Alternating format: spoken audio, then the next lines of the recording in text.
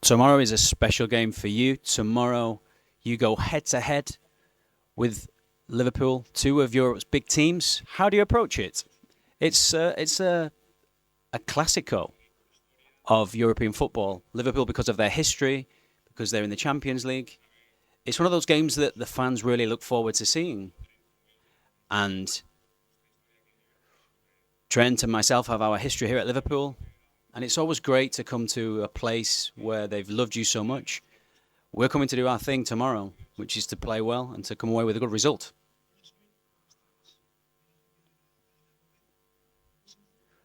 Last year, Mbappe missed a penalty, and he said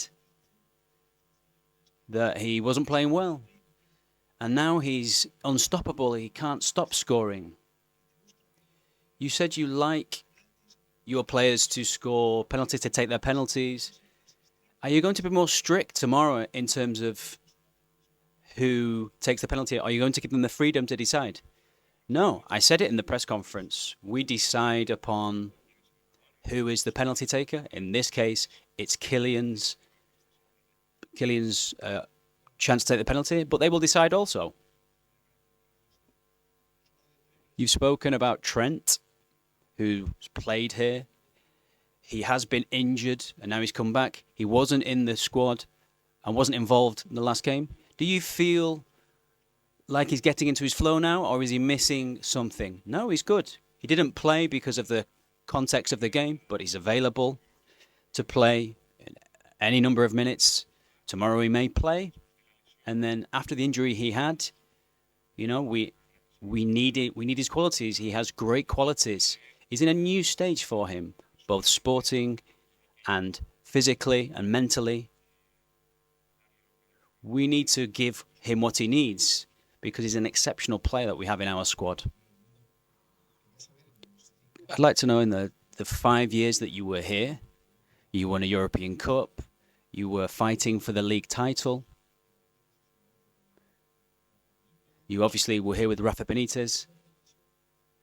How has all this influenced your career as a manager to take decisions on a daily basis? A lot, because it wasn't just a simple step.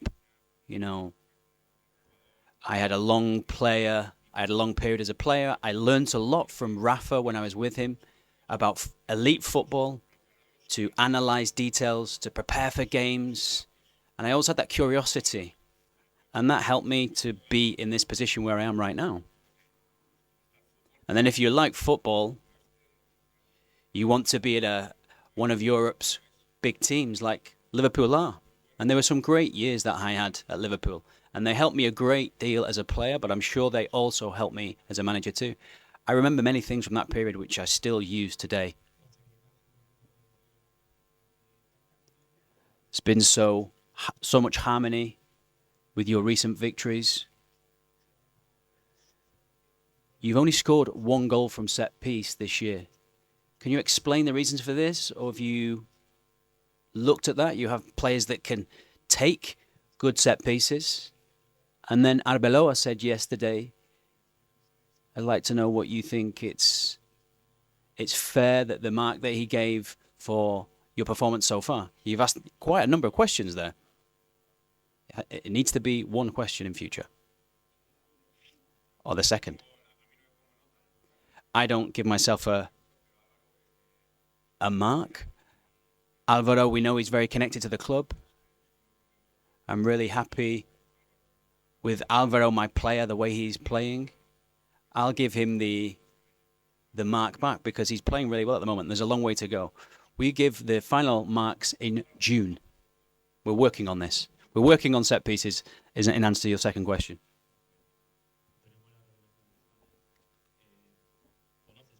You know Anfield very well, and you know that many times a volcanic atmosphere is created. How can you fight against that, knowing that you're a manager now? What do you say to the players when they're coming into this stadium?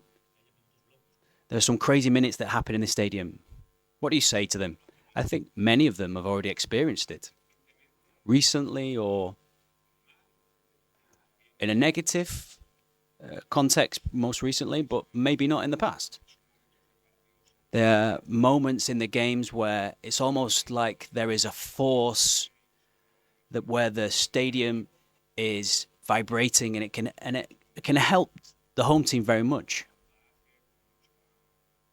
These are players who know when it's heavily charged atmosphere.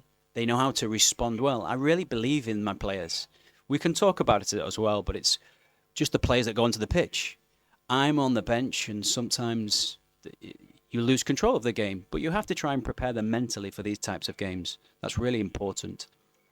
And then the quality, the footballing quality, and then the personality of these players will be determining. We are going over who's taking the penalties for Real Madrid. Mbappe, Vinicius. You have an interesting history at this club because Gerrard always took the penalties here, but in the Champions League final in 2005, he didn't take the penalty, but he was on the pitch. Why did you take that penalty? And was that your first professional penalty? You're well informed. I'm sure that a few of the English colleagues remember this, but we'd already got through to the final, and the last game of the league we played against Tottenham, and Steven Gerrard missed that penalty. And then a week later, we played the Champions League final, and Rafa assigned either me or Harry Kewell to take that penalty. Harry Kewell wasn't on the field when we got the penalty, so it was my turn to step up. And I'd never taken a professional penalty in my career. On the rebound, I managed to convert the penalty, and it changed my history as a player, because if I'd not converted that penalty, it wouldn't have been 3-3. I think you remember what happened in that final after that. Hi, Xavi. Last year, you came here to Anfield. Could you tell us, how do you experience these revisits to these stadiums? But inside, how are you feeling about this return to Anfield? Do you let yourself get carried away with nostalgia, or do you control yourself? I try to not allow the emotions to overcome me too much, to be focused on the game in the same way that we prepare for all games. That doesn't change my preparation, my connection with the players, what we need to do, and then beyond that, what will happen. But at the beginning, you have to distance yourself from the emotion. I need to think about whatever stadium I go to, where I've had a connection in the past, you try to distance yourself a little bit so you can be more focused in looking in what I have to do as a manager. Hi, Xabi. You know Florian Wirtz very well. He's adjusting to a new league here, and you know about that. Do you think he will be a success at Liverpool?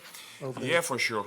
Absolutely. I have no doubts. It could be just a matter of time. For sure, it's a big change for him to come here to Liverpool after so many years in Germany, his whole life, and a few years in Leverkusen. He needs to adapt, but he's really special player.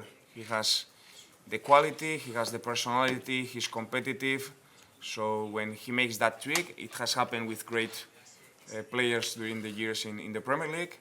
And I have no doubts with Flo. He was so special, and probably one of the reasons that I am here is because of Flo. So I am thankful for him, and hopefully not tomorrow, but we are looking forward that he starts showing his quality and his class. Hi, Xabi. You just spoke there about when you return to a former club, you take the emotion out of it, or try to. Have you spoken to Trent specifically about that? Because obviously, towards the end of his career here, he had some bad reactions from the fans, and chances are he might get it again tomorrow. No, we haven't talked about that precisely. We have talked about, sure, about the team, about the club, but he has his own feelings, and he has to enjoy it as well his own way. So I'm not gonna tell him how he needs to feel it. For sure, his history is a little bit different from mine. He's born and bred in Liverpool. I remember him from young age in the academy after coming for the first team, winning the Champions League. So he deserves to enjoy that moment because it's nice to be back, and for him it's gonna be nice. It was surprising that you trained in Madrid and not here. Did you think that perhaps when you see training sessions and something can be taken from them? No, I also did that at Leverkusen. It's not something that I've changed. It's just the way I feel it's better to prepare the game. Not because I'm suspicious of anything or any conspiracy theories or anything like that. It's just the way that I prepare the game. And if I do it in Bayevas, we could control things a little bit better. Here, maybe we're giving clues to our opponents. I don't think it would be the most intelligent thing to do, to train here. Carlo Ancelotti has just spoken in Brazil.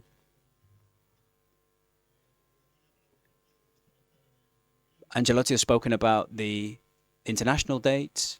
He mentioned Vini as well. He said, I spoke to Vinicius. And he said he committed an error with Xabi Alonso. I don't know if people in football have seen what we all saw. I've already spoken about the issue with Vinicius. I think it was really important that we spoke about it on Wednesday. Important that he spoke to his teammates about it. And it was just left and underlined after that and finished. We don't want it to happen again. And it was closed. The chapter was closed. And that's where it stayed. 2 final questions. We're seeing in this Champions League, in this league phase, lots of goals in each game.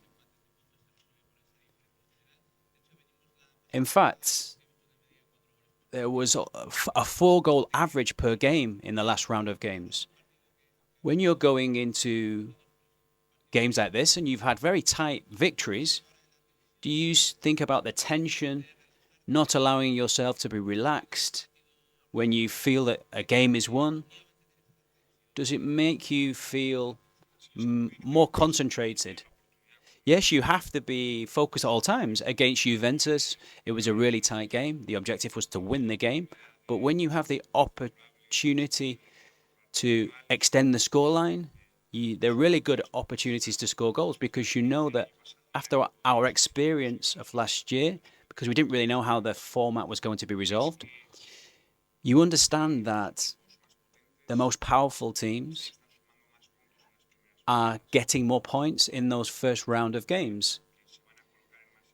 And I think they will find themselves in the top 8 or top 12s. And we're learning about this format. And we know that when we have the opportunity to score goals, we have to be decisive to get the 5th or the 6th or the 7th goal.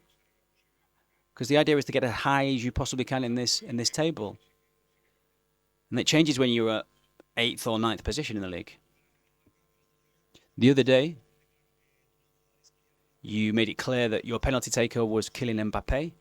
If there's a foul just outside the area, who would you like to take it? Kylian Mbappe? Or we have many that can take those free kicks. Kylian is one of those. But they have to decide that on the field. We guide them. And we know that there are other players that can take free kicks, depending on how far out it is or the profile of that free kick. And then they will decide upon what to do themselves.